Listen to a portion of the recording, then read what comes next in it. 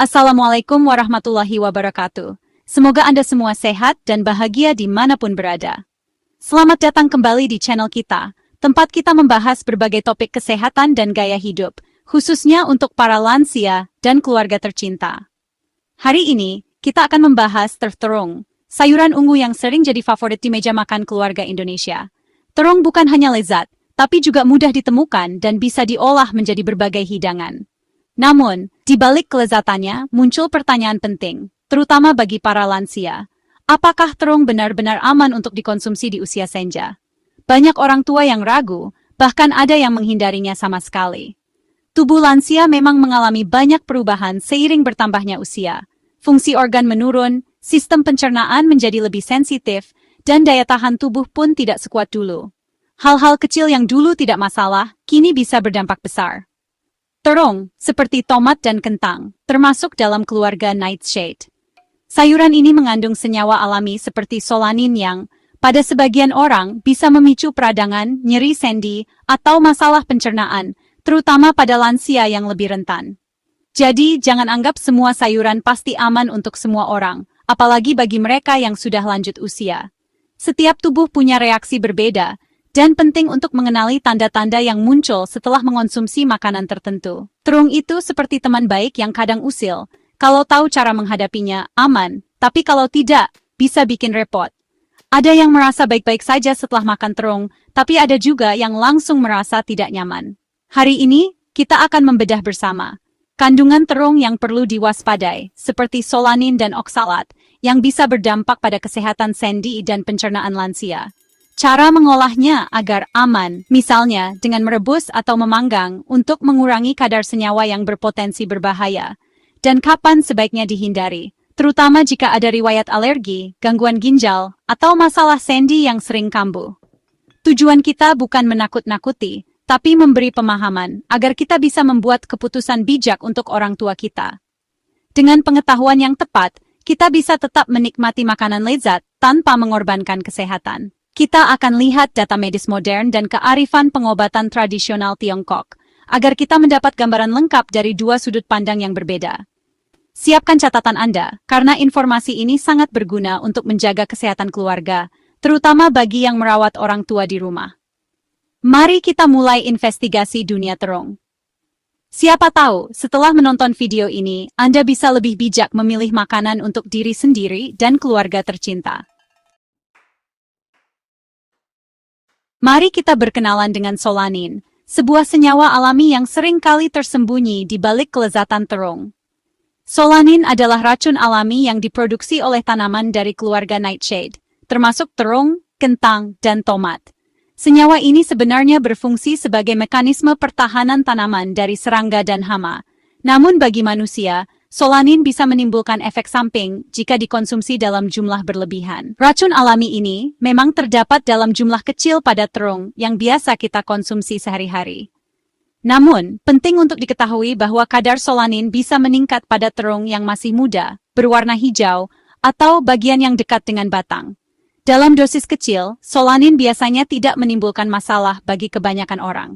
Namun, pada lansia yang memiliki metabolisme lebih lambat, atau sistem kekebalan tubuh yang menurun, akumulasi solanin dalam tubuh bisa menjadi berbahaya. Gejala keracunan solanin bisa berupa mual, muntah, sakit kepala, bahkan gangguan saraf. Konsentrasi solanin tertinggi biasanya ditemukan pada bagian terung yang masih muda, berwarna hijau, atau di area dekat batang dan biji. Oleh karena itu, sebaiknya hindari mengonsumsi bagian tersebut, terutama jika Anda memasak untuk lansia atau anak-anak.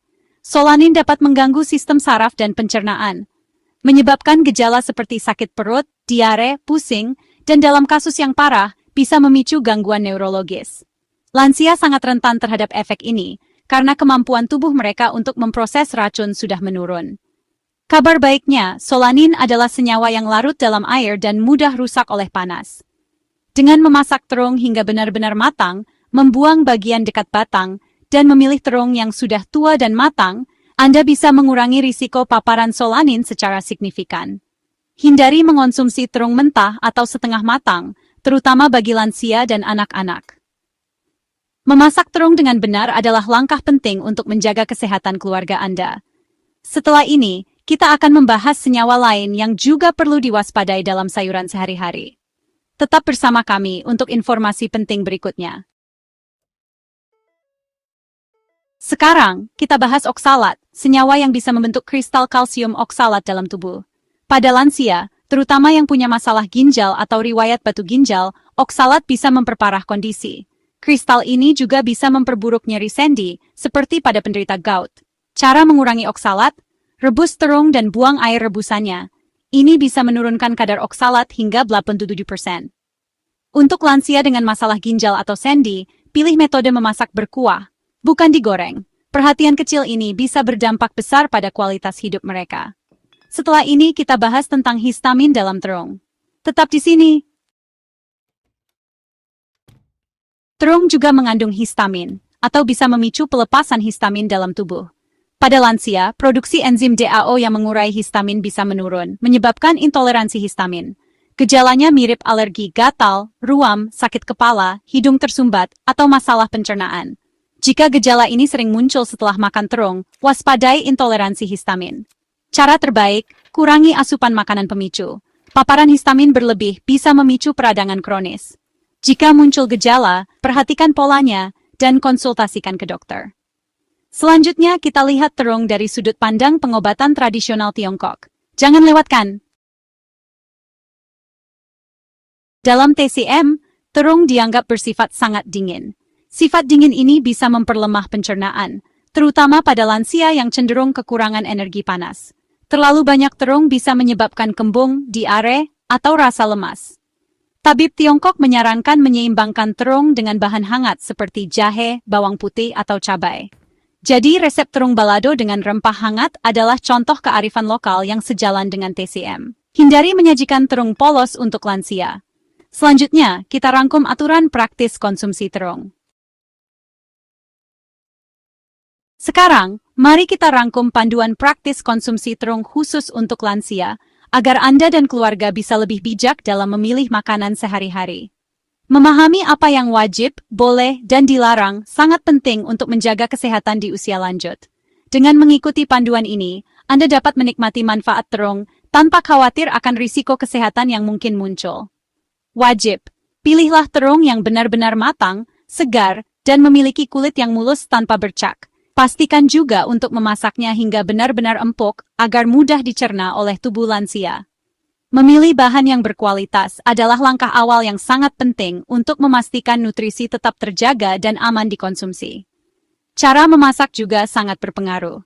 Rebus atau kukus terung adalah pilihan terbaik, karena metode ini menjaga kandungan gizi dan membuat teksturnya lebih lembut.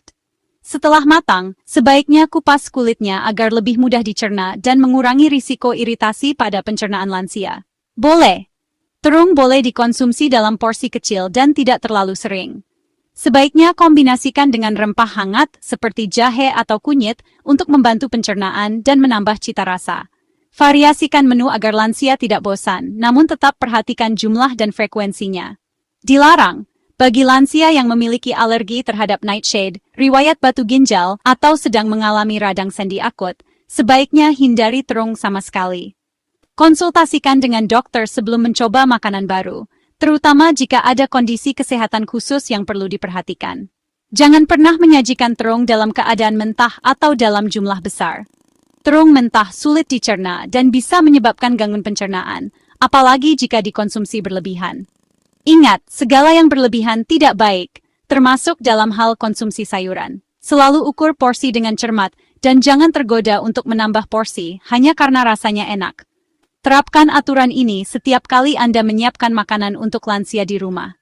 Dengan disiplin dan perhatian, kesehatan lansia bisa lebih terjaga, dan mereka tetap bisa menikmati makanan lezat tanpa rasa khawatir. Setelah ini, kita akan membahas cara mengolah terung yang paling aman dan lezat untuk lansia. Tetap bersama kami, dan lanjut ke dapur untuk tips memasak berikutnya. Cara mengolah terung sangat penting untuk keamanan lansia. Metode terbaik, rebus terung, buang air rebusannya, lalu olah sesuai selera. Mengukus juga baik, meski tak seefektif merebus dalam mengurangi oksalat. Tumis atau goreng boleh, asal terung benar-benar matang, dan gunakan rempah hangat. Hindari terung crispy untuk lansia karena kandungan minyak tinggi. Pilih metode yang sesuai dengan kondisi kesehatan orang tua. Jangan salah langkah di dapur. Banyak mitos seputar terung yang beredar di masyarakat, terutama di kalangan lansia. Seringkali, informasi yang diterima berasal dari cerita turun-temurun atau kabar yang belum tentu benar. Padahal, penting untuk memahami fakta ilmiah di balik anggapan-anggapan tersebut agar kita tidak salah kaprah dalam mengonsumsi terung. Salah satu mitos yang paling sering didengar adalah bahwa terung menjadi penyebab utama asam urat. Namun, faktanya, kandungan purin dalam terung sangat rendah jika dibandingkan dengan makanan lain seperti jeroan atau seafood. Jadi, mengonsumsi terung dalam jumlah wajar tidak akan langsung menyebabkan asam urat naik. Seringkali, nyeri sendi yang dialami setelah makan terung justru lebih berkaitan dengan senyawa solanin, bukan karena asam urat. Solanin adalah zat alami yang memang ada pada beberapa sayuran, termasuk terung, dan bisa memicu reaksi pada sebagian orang yang sensitif. Ada juga anggapan bahwa terung ungu lebih berbahaya dibandingkan terung hijau. Padahal risiko konsumsi terung lebih dipengaruhi oleh tingkat kematangan dan kesegaran, bukan warna kulitnya. Terung yang sudah terlalu matang atau tidak segar memang sebaiknya dihindari, apapun warnanya. Justru warna ungu pada terung berasal dari antosianin, yaitu antioksidan yang bermanfaat bagi kesehatan. Antosianin dapat membantu melindungi tubuh dari radikal bebas dan mendukung kesehatan jantung. Mitos lain menyebutkan bahwa semua bagian terung sama saja. Padahal, solanin lebih banyak terkonsentrasi di kulit dan bagian dekat batang. Oleh karena itu, bagi lansia atau orang yang sensitif, mengupas kulit terung dan membuang bagian batang bisa membantu mengurangi risiko reaksi negatif. Mengupas kulit terung sebelum dimasak bisa menjadi solusi praktis, terutama bagi lansia yang ingin tetap menikmati terung tanpa khawatir akan efek samping. Selain itu, cara memasak dan porsi juga sangat penting. Memasak terung dengan cara yang sehat dan mengatur porsi sesuai kebutuhan tubuh jauh lebih penting daripada sekadar memperdebatkan warna atau jenis terung. Di era informasi seperti sekarang, kita harus lebih kritis dalam menerima kabar. Jangan mudah percaya pada mitos yang belum terbukti secara ilmiah, apalagi jika menyangkut kesehatan. Selalu cari sumber informasi yang terpercaya dan edukasi diri agar tidak terjebak hoaks kuliner. Dengan pengetahuan yang benar, kita bisa menikmati terung dengan aman dan mendapatkan manfaatnya secara optimal. Mari lihat contoh nyata jika anjuran diabaikan. Seorang lansia, Bapak Budi, makan terung balado berlebihan selama 3 hari. Akibatnya nyeri sendi memburuk, perut kembung, diare dan tubuh lemas. Pemeriksaan menunjukkan ginjalnya bekerja lebih keras akibat oksalat. Ini bukti nyata bahwa konsumsi berlebihan bisa memicu masalah kesehatan berantai. Dengarkan tubuh dan jangan abaikan batasan. Kebiasaan makan sepele bisa berdampak besar jika tidak bijak. Kita telah membahas risiko dan solusi konsumsi terung bagi lansia. Terung bukan musuh, tapi perlu dipahami dan dikonsumsi dengan bijak. Setiap individu berbeda. Amati reaksi tubuh setelah makan terung. Jika muncul gejala, atur ulang porsi atau cara memasak. Pengetahuan adalah kekuatan untuk menjaga kesehatan keluarga. Jadilah manajer gizi yang cerdas untuk orang tua kita. Bijaklah dalam memilih, mengolah, dan menyajikan makanan. Terima kasih telah menyimak. Semoga bermanfaat. Assalamualaikum warahmatullahi wabarakatuh.